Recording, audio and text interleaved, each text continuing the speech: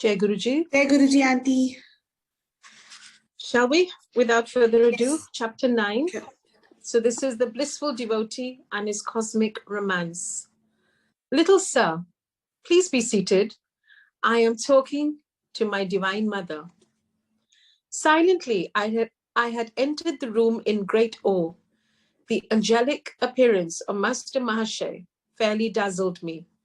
With silky white beard and large lustrous eyes, he seemed an incarnation of purity. His upraised chin and folded hands apprised me that my first visit had disturbed him in the midst of his devotions. His simple words of greeting produced the most violent effect my nature had so far experienced. The bitter separation of my mother's death, I had thought the measure of all anguish. Now an agony, a separation from my divine mother, was an indescribable torture of the spirit. I fell moaning to the floor. Little sir, quiet yourself. The saint was sympathetically distressed. Abandoned in some oceanic desolation, I clutched his feet as the sole raft of my rescue. Holy sir, thy intercession. Ask Divine Mother if I can find any favor in her sight. This promise is not one easily bestowed. The master was constrained to silence. Beyond reach of doubt, I was convinced that Master Mahasaya was in intimate converse with the Universal Mother. It was deep humiliation to realize that my eyes were blind to her, who even at this moment was perceptible to the faultless gaze of the saint. Shamelessly gripping his feet, deaf to his gentle remonstrances, I besought him again and again for his intervening grace. I will make your plea to the beloved. The master's capitulation came with a slow, compassionate smile. What power in those few words that my being should know release from his stormy exile. Sir, remember your pledge. I shall return soon for her message. Joyful anticipation rang in my voice that only a moment ago had been sobbing in sorrow. Descending the long stairway, I was overwhelmed by memories. This house at 50 Amherst Street, now the residence of Master Mahasaya, had once been my family home, scene of my mother's death. Here my human heart had broken for the vanished mother, and here today my spirit had been as though crucified by absence of the Divine Mother. Hallowed walls, silent witness of my grievous hurts and final healing. My steps were eager as I returned to my Gurpur Road home, seeking the seclusion of my small attic. I remained in meditation until 10 o'clock. The darkness of the warm Indian night was suddenly lit with a wondrous vision. Hallowed in splendor, the Divine Mother stood before me. Her face, tenderly smiling, was beauty itself. Always have I loved thee, ever shall I love thee. The celestial tones still ringing in the air, she disappeared. The sun, on the following morning, had hardly risen to an angle of decorum when I paid my second visit to Master Mahasaya. Climbing the staircase in the house of poignant memories, I reached his fourth floor room. The knob of the closed door was wrapped around with a cloth, a hint, I felt, that the saint desired privacy. As I stood irresolutely on the landing, the door was opened by the master's welcoming hand. I knelt at his holy feet. In a playful mood, I wore a solemn mask over my face, hiding the divine elation. Sir, I have come very early, I confess, for your message. Did the beloved mother say anything about me? Mischievous little sir. Not another remark would he make. Apparently, my assumed gravity was unimpressive. Why so mysterious, so evasive? Do saints never speak plainly? Perhaps I was a little provoked. Must you test me? His calm eyes were full of understanding. Could I add a single word this morning to the assurance you received last night at 10 o'clock from the beautiful mother herself? Master Mahashay possessed control over the floodgates of my soul. Again, I plunged prostrate at his feet, but this time my tears welled from a bliss and not a pain, most bearing. Think you that your devotion did not touch the infinite mercy, the motherhood of God that you have worshipped in forms both human and divine, could never fail to answer your forsaken cry. Who was the simple saint whose least request to the universal spirit met me with sweet acquiescence? His role in the world was humble, as befitted the great man of humility I ever knew. In this Amer Street house, Master Mashe conducted a small high school for boys. No words of chastisement passed his lips. No rule and furile maintained his discipline. Higher mathematics indeed were taught in these modest classrooms, and a chemistry of love absent from the textbooks.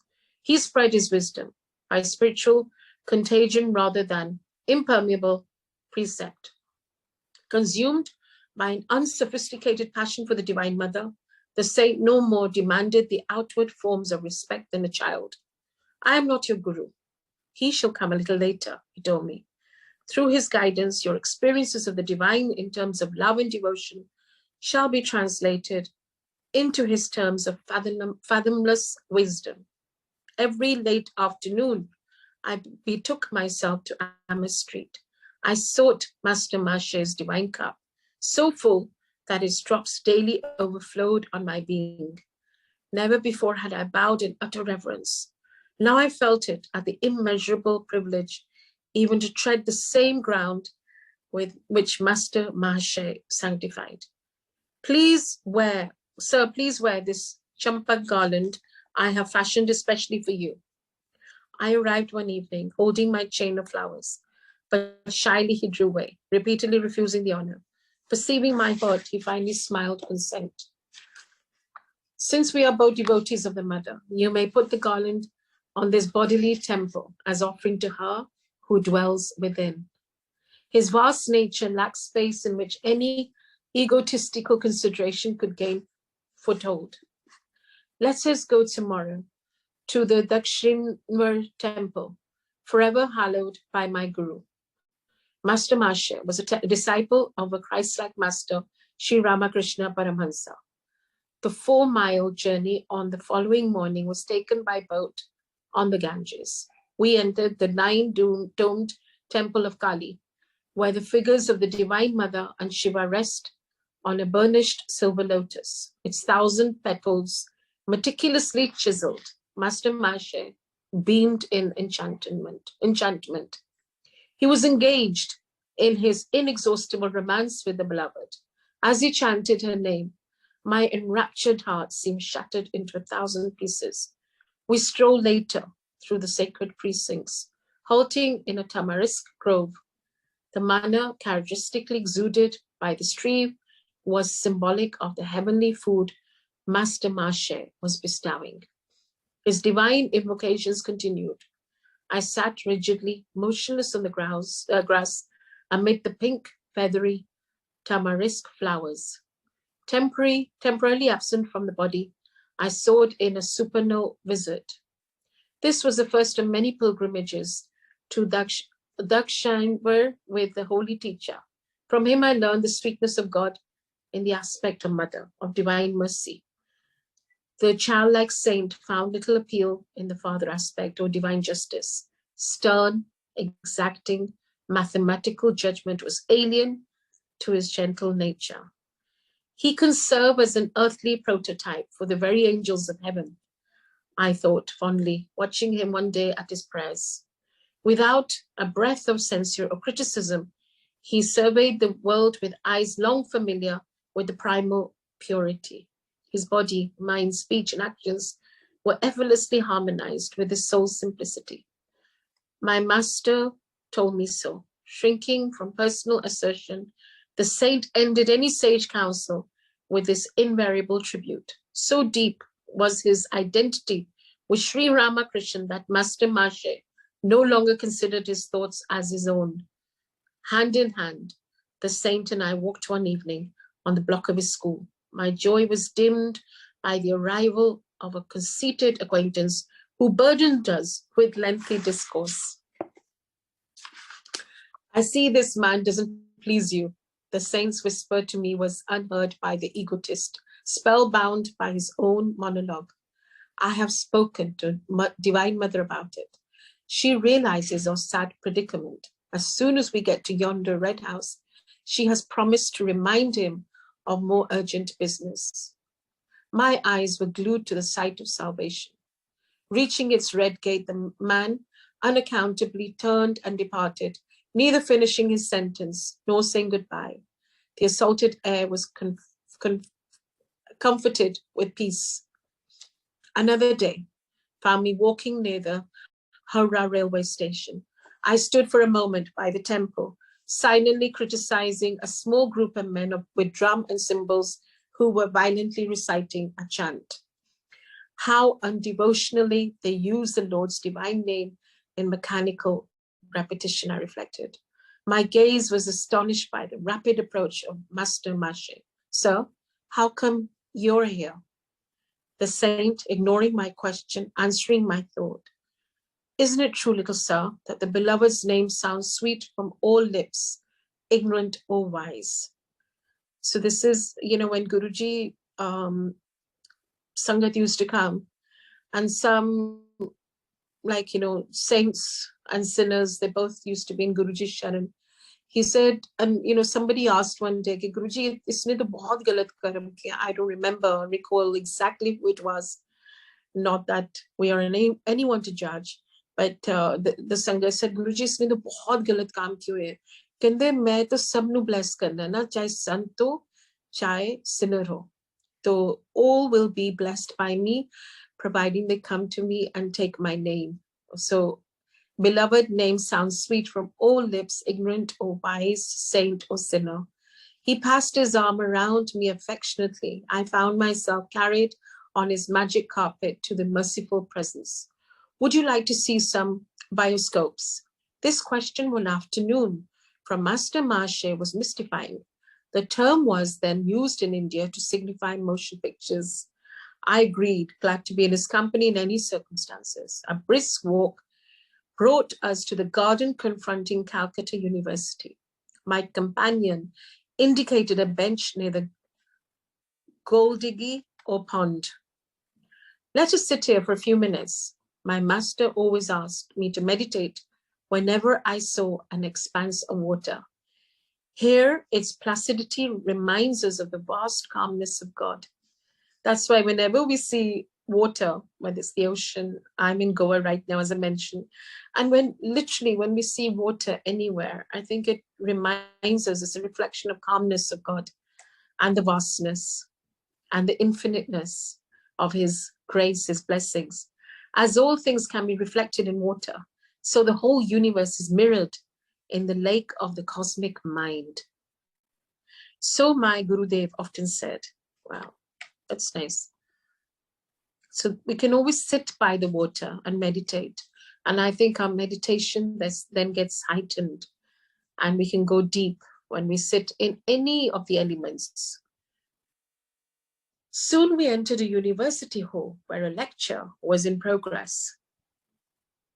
It proved abysmally dull, though varied occasionally by lantern slide illustrations, equally uninteresting. So this is the kind of bioscope the master wanted me to see. My thought was impatient, yet I would not hurt the saint by revealing boredom in my face. But he leaned toward me confidentially. I see, little sir, that you don't like this bioscope. I have mentioned it to Divine Mother. She's in full sympathy with us both. She tells me that the electric lights will now go out and won't be relit until we have a chance to leave the room. So it was really cute because as I said, I was 31 when I first started coming to Guruji, and I was not ever exposed to the Gurbani. So one day I was sitting there with my eyes wide open and had this expression of utter boredom because I just could not grasp a single word of the Gurbani. So Guruji smiled, looked at me because he knew that I was bored out of my head. And he said, Sunya kar.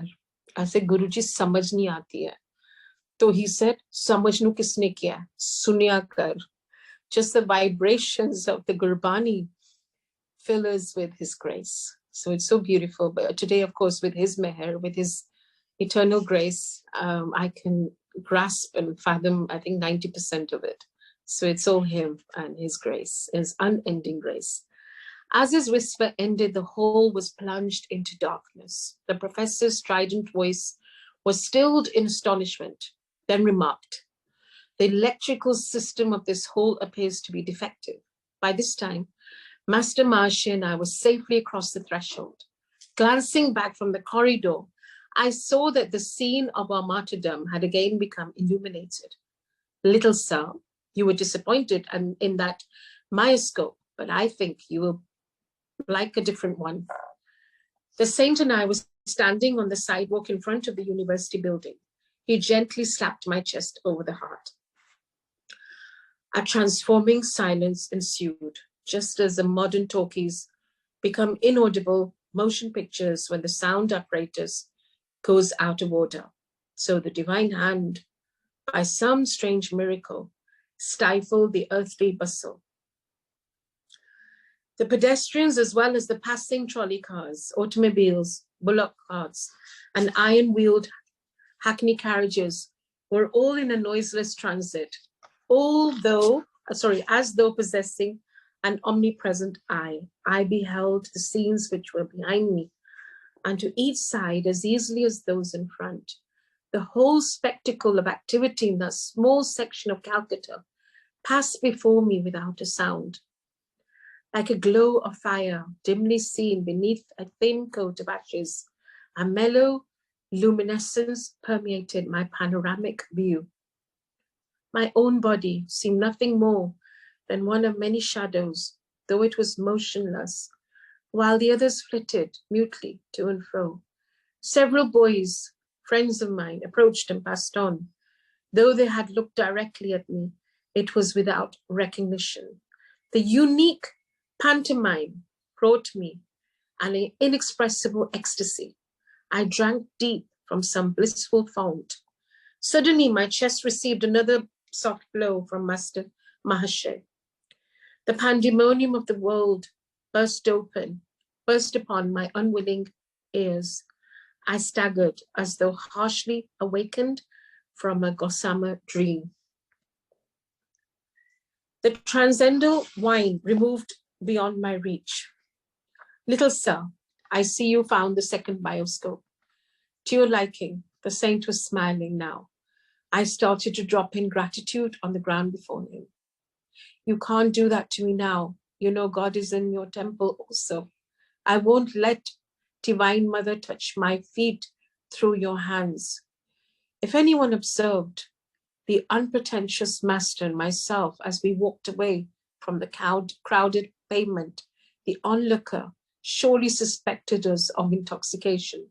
I felt that the falling shades of evening was sympathetically drunk with God.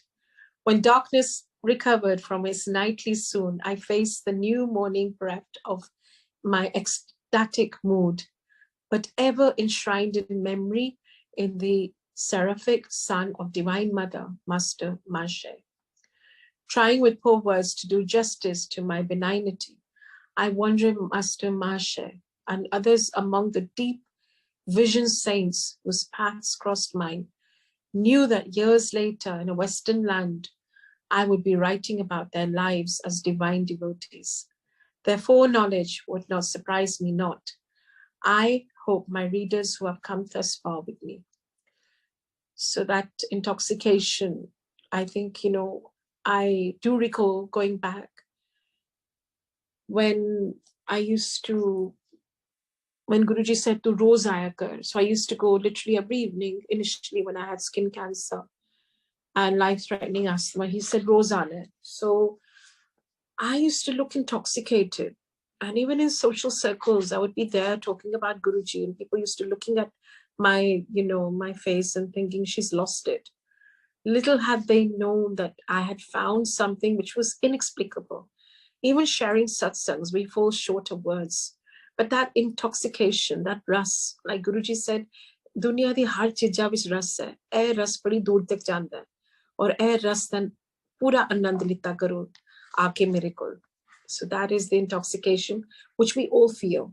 Do I have the liberty of reading chapter 10, the next chapter? Because we've already completed one chapter. Please give me an indication because it's only been half an hour, not even. Yes, Auntie, we can continue. So here we are on chapter 10. I meet my master, Sri Yukteswara. Faith in God can produce any miracle except one, passing an examination without study. Distastefully, I closed the book I had picked up in an idle moment. This reminds me that one student came to Guruji while Guruji was sitting. And he said, Guruji, mujhe pass kara do. Guruji कहते पढ़ ले, मैं तेनू pass करा लांगा. So the writer's exception shows his complete lack of faith, I thought. Poor chap. He has great respect for the midnight oil. My promise to father had been that I would complete my high school studies. I cannot pretend to diligence.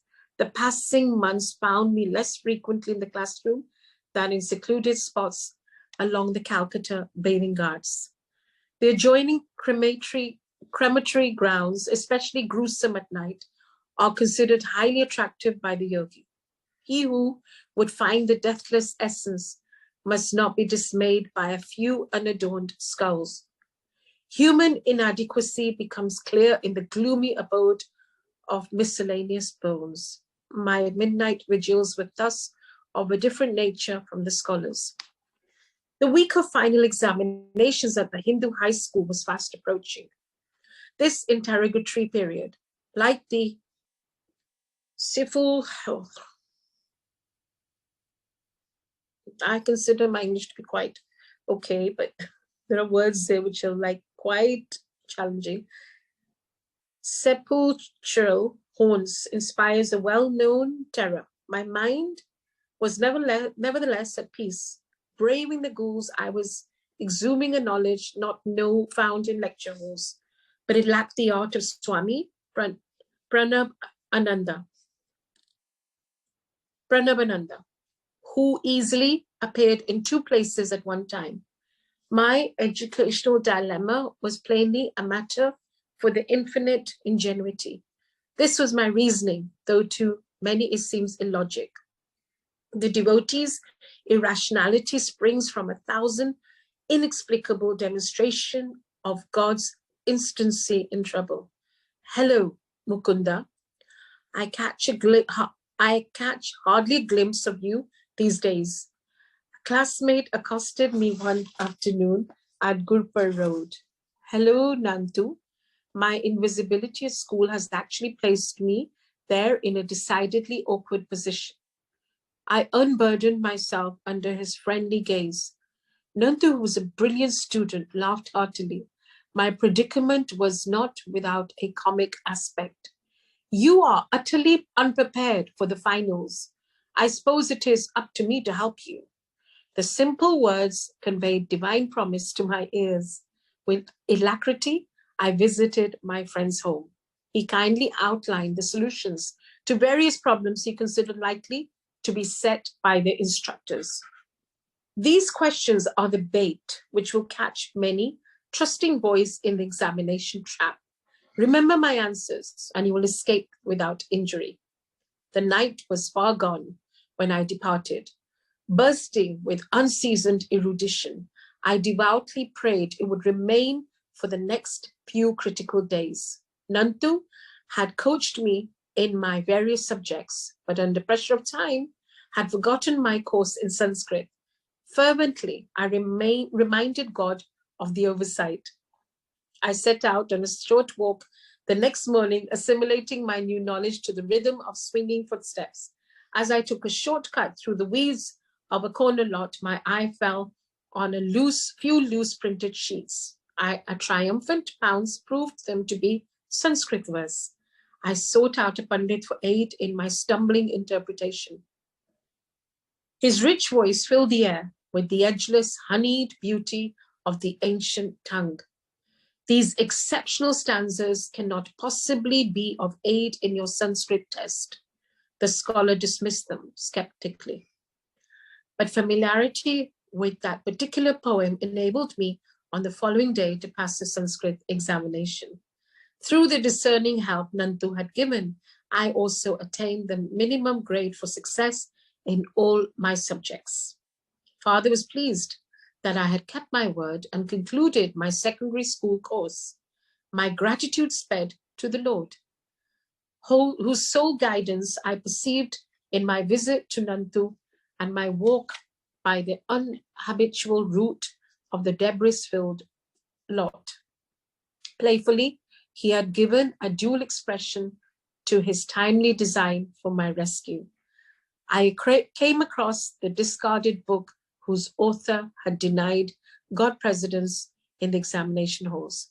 I could not restrain a chuckle at my own silent comment. It would only add to this fellow's confusion if I were to tell him that divine meditation among the Kavadas is a shortcut to a high school diploma.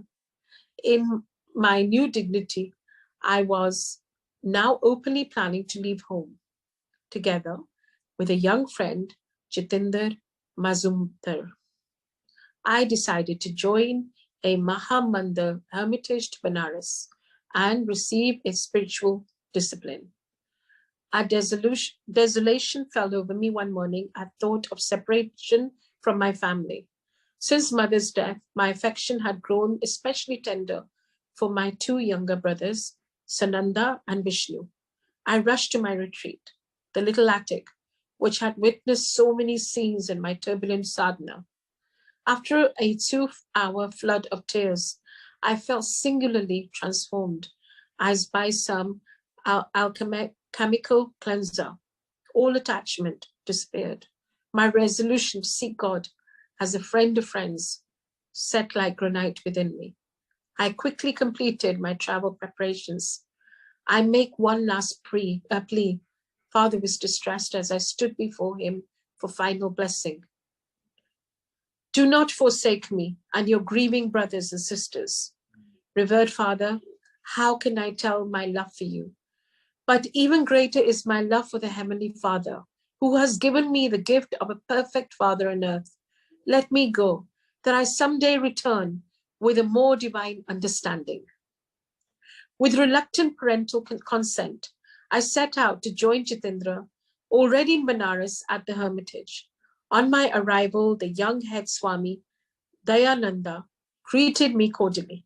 Tall and thin, of thoughtful mien, he impressed me favorably. His fair face had a Buddha-like composure. I was pleased that my new home possessed an attic, where I managed to spend the dawn and morning hours. The ashram members, knowing little of meditation practices, thought I should employ my whole time in organizational duties. They gave me praise for my afternoon work in their office. Don't try to catch God so soon. This ridicule from a fellow resident accompanied one of my early departures toward the attic. I went to Dayananda, busy in a small sanctum overlooking the Ganges. Swamiji, I don't understand what is required of me here. I am seeking direct perception of God. Without him, I cannot be satisfied with affiliation or creed or performance of good works. The orange-robed ecclesiastic gave me an affectionate pat. Staging a mock rebuke, he admonished a few nearby disciples. Don't bother Mukunda. He will learn our ways. I politely concealed my doubt. The students left the room, not overly bent with their chastisement. Dayananda had further words for me. Mukunda, I see your father is regularly sending you money. Please return it to him. You require none here. A second injunction for your discipline concerns food. Even when you feel hunger, don't mention it. Whether famishment gleamed in my eye, I knew not that I was hungry. I knew only too well. The invariable hour for the first hermitage meal was 12 noon. I had been accustomed in my own home to a large breakfast at 9 o'clock. The 3 hour gap became daily more interminable. Gone were the Calcutta years when I could rebuke the cook for a 10-minute delay. Now I tried to control my appetite. One day, I undertook a 24-hour fast. With double zest, I awaited the following midday. Dayanandaji's train is late. We are not going to eat until he arrives. Jitendra brought me this devastating news. As a gesture welcome to the Swami, who had been absent for 2 weeks, many delicacies were in readiness. An appetizing aroma filled the air. Nothing else offering. What else could be swallowed except pride over yesterday's achievement of a fast? Lord, hasten the train. The heavenly provider, I thought, was hardly included in the interdiction with which Dayananda had silenced me. Divine attention was elsewhere, however. The plodding clock covered the hours. Darkness was descending as our leader entered the door. My greeting was one of unfeigned joy. Dayanandji will bathe and meditate before we can serve food. Jitendra approached me again as a bird of ill omen. I was in near collapse. My young stomach, new to deprivation, protested with knowing vigor. Pictures I had seen of famine victims passed wraith-like before me. The next Benares death from starvation is due at once in this hermitage, I thought. Impending doom averted at 9 o'clock. Ambrosial summons. In memory, that meal is vivid as one of life's perfect hours. Intense absorption yet permitted me to observe that Dayananda ate absent-mindedly. He was apparently above my gross pleasures. Swamiji, weren't you hungry? Happily surfeited, I was alone with the leader in his study. Oh yes, I have spent the last 4 days without food or drink. I never eat on trains, filled with the heterogeneous vibrations of worldly people. Strictly I observed the Shastric rules for monks for my particular order. Certain problems of our organized work lie on my mind. Tonight at home, I neglected my dinner. What's the hurry? Tomorrow I make it a point to have a proper meal. He laughed merrily. Shame spread within me like a suffocation. But the past day of my torture was not easily forgotten. I ventured a further remark. Swamiji, I am puzzled. Following your instructions, suppose I never asked for food and nobody gives me any. I should starve to death. Die then. This alarming counsel split the air. Die if you must, Mukunda. Never admit that you live by the power of food and not by the power of God. He who has created every form of nourishment, he who has bestowed appetite, will certainly see that his devotee is sustained. Do not imagine that rice maintains you, or that money or men support you. Could they aid if the Lord withdraws your life breath? They are his indirect instruments merely. It is by any skill of yours that food digests in your stomach. Use the sword of your discrimination, Mukunda. Cut through the chains of agency and perceive the single cause. I found his incisive words entering some deep marrow. Gone was an age-old illusion by which bodily imperatives outwit the soul. There and then, I tasted the Spirit's all-sufficiency. In how many strange cities in my later life of ceaseless travel did occasion arise to prove the serviceability of this lesson in a Benares hermitage. The sole treasure which had accompanied me from Calcutta was the Sadhu's silver amulet, bequeathed to me by a mother. Guarding it for years, I now had it carefully hidden in my ashram room. To renew my joy in the talismanic testimony, one morning I opened the locked box, the sealed covering untouched. Lo, the amulet was gone. Mournfully, I tore open its envelope and made unmistakably sure it had vanished. In accordance with the Sadhu's prediction, into the ether whence he has summoned it. My relationship with Dayananda's followers grew steadily worse. The household was alienated, hurt by my determined aloofness, my strict adherence to meditation on the very ideal for which I had left home, and all worldly ambitions called for shallow criticism on all sides. Torn by spiritual anguish, I entered the attic one dawn, resolved to pray until answer was vouchsafed. Merciful Mother of the Universe, teach me thyself through visions or through a guru sent by thee. The passing hours found my sobbing pleas without response. Suddenly, I felt lifted as though bodily to a sphere uncircumscribed. Thy master cometh today. Thy master cometh today. A divine womanly voice came from everywhere and nowhere. This supernal experience was pierced by a shout from a definite lookout. A young priest, nicknamed Habu, was calling me from the downstairs kitchen. Mukunda, enough of meditation. You are needed for an errand.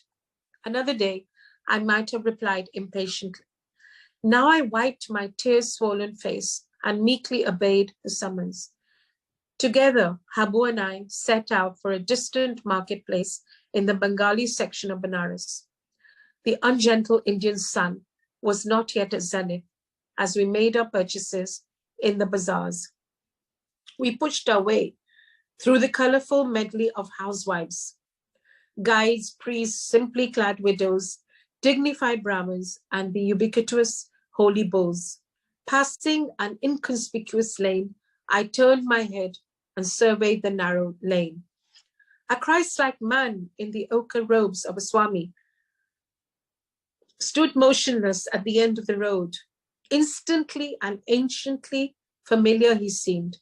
My gaze fed hungrily for a trace. Then doubt assailed me. You are confusing this wandering monk with someone known to you, I thought. Dreamer, walk on. After 10 minutes, I felt heavy numbness in my feet. As though turned to stone, they were unable to carry me farther.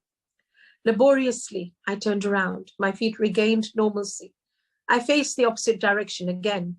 The curious weight oppressed me. The saint is magnetically drawing me to him. With this thought, I heaped my parcels into the arms of Habu.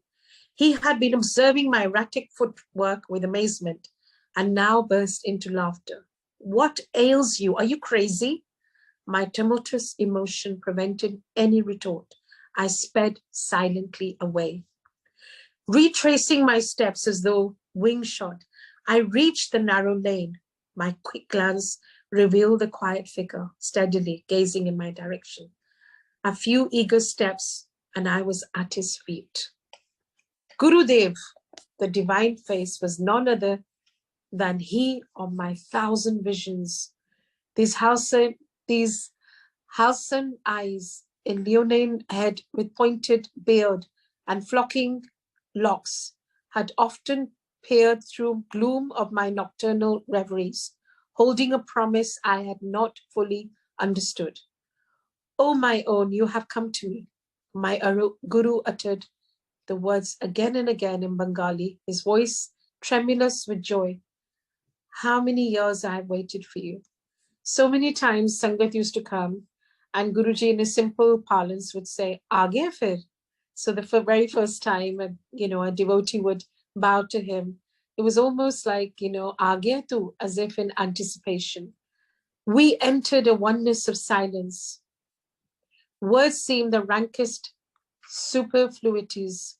Eloquence flowed in soundless chant from heart of master to disciple. With an antenna of irrefragable insight, I sensed that my guru knew God and would lead me to him. The obscuration of this life disappeared in a fragile dawn of prenatal memories. Dramatic time, past, present, and the future are recycling scenes. This was not the first son to find me at these holy feet. My hand in his, my guru led me to his temporary residence in the Rana Mahal section of the city. His athletic figure moved with firm tread, tall, erect, about 55 at this time. He was active and vigorous as a young man. His dark eyes were large, beautiful, with plumbless wisdom. Slightly curly hair softened a face of striking power. Strength mingled subtly with gentleness.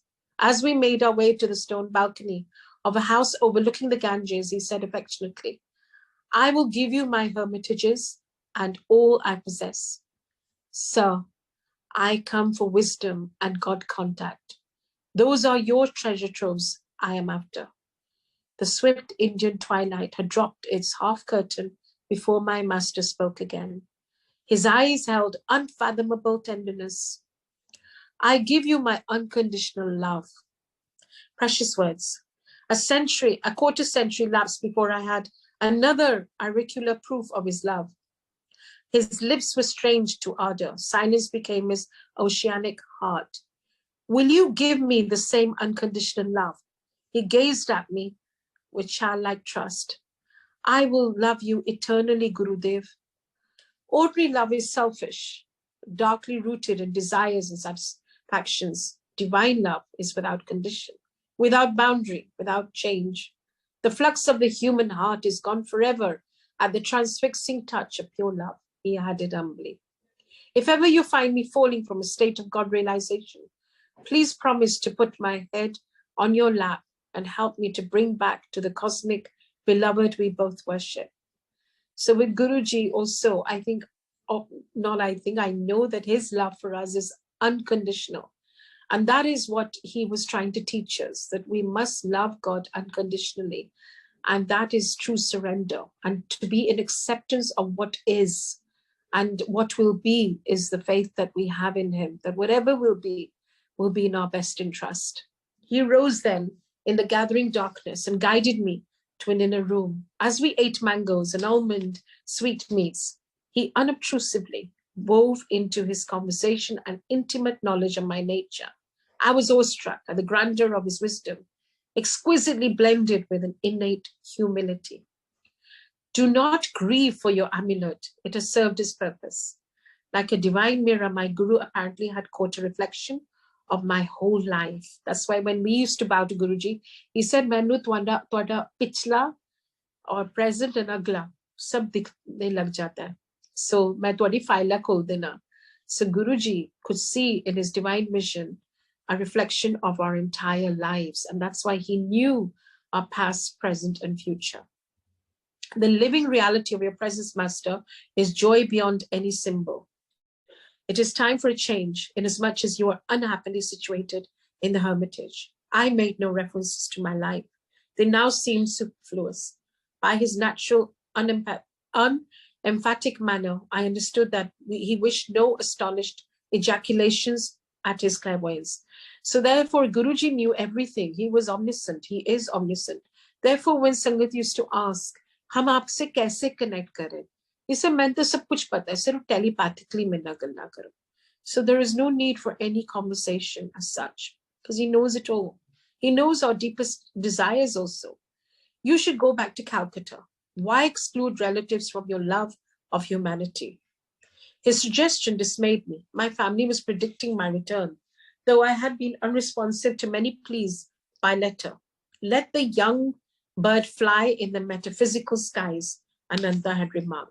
His wings will tire in the heavy atmosphere. You shall yet see him swoop toward home, fold his pinions, and humbly rest in our family nest. This discouraging simile fresh in my mind, I was determined to do no swooping in the direction of Calcutta. Sir, I am not returning home, but I will follow you anywhere. Please give me your address and your name. Swami Sri Yukteswara Giri, my chief hermitage, is in Serampur on Raighat Lane. I am visiting my mother here for only a few days. I wondered at God's intricate play with his devotees. Serampur is but 12 miles from Calcutta. Yet in those regions, I had never caught a glimpse of my guru. We had to travel for our meeting to the ancient city of Kasi, Benares, hallowed by Memories of Lari Mahashay. Here too, the feet of Buddha, Shankaracharya, and other yogi Christs had blessed the soil. You will come to me in 4 weeks. For the first time, Shri Yukteswar's voice was stern. Now I have told my eternal affection and have shown my happiness at finding you. That is why you disregard my request. The next time we meet, you will have to reawaken my interest. I won't accept you as a disciple easily. There must be a complete surrender by obedience to my strict training. I remained obstinately silent. My guru easily penetrated my difficulty. Do you think your relatives will laugh at you? I will not return. You will return in 30 days. Never. Bowing reverently at his feet, I departed without lightening the controversial tension. As I made my way in the midnight darkness, I wondered why the miraculous meeting had ended on an inharmonious note. The dual scales of Maya that balance every joy with a grief. Joy and grief always, joy and sorrow always walk hand in hand in our lives. The proverbial highs and lows, they're part of life. So the constant is our love for our Guru. My young heart was not yet malleable to the transforming fingers of my Guru. The next morning, I noticed increased hostility in the attitude of the hermitage members. My days became spiked with invariable rudeness. In 3 weeks, Dayananda left the ashram to attend a conference in Bombay. Pandemonium broke over my hapless head. Mukunda is a parasite, accepting hermitage hospitality without making proper return. Overhearing this remark, I regretted for the first time that I had obeyed the request to send back my money to father. With heavy heart, I sought out my soul friend, Jitinder. I am leaving. Please convey my respectful regrets to Dayanandaji when he returns. I will leave also. My attempts to meditate here meet with no more favor than your own. Jitinder spoke with determination. I have met a Christ-like saint. Let us visit him in Serampur. And so the bird prepared to swoop perilously close to Calcutta. So this is the end of the chapter. And tomorrow we will not be reading, as it's Sunday. Even God took rest on Sunday. But what I suggest is, as I do, is take notes of the last few chapters. Maybe underline, if you have your book, maybe underline the very essential points made during the read. And we started last Monday. What I also love to do, this book is full of rich vocabulary, as well as rich knowledge and wisdom.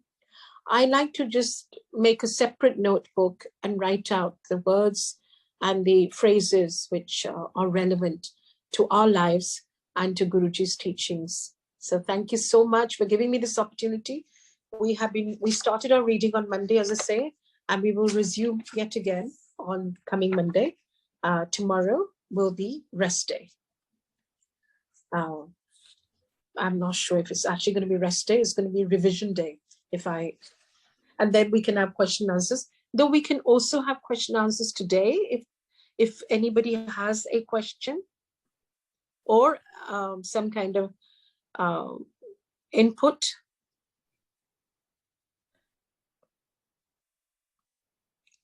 Or nothing. Seems like that, Auntie. Nothing. Jai Guruji. So we shall see you on Monday. Thank Have you, a great everybody. weekend. Thank you. Thank you, Auntie. Have a nice weekend. Jai Guruji. You too. Jai Guruji.